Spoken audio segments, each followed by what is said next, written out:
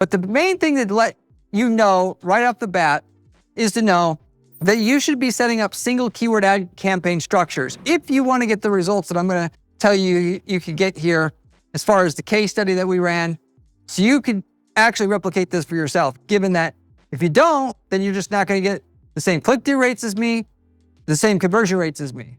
So with that said, you're going to set up an ad for every keyword you're targeting. And there's several hundred garage door repair service keywords and installation keywords that you're going to want to target.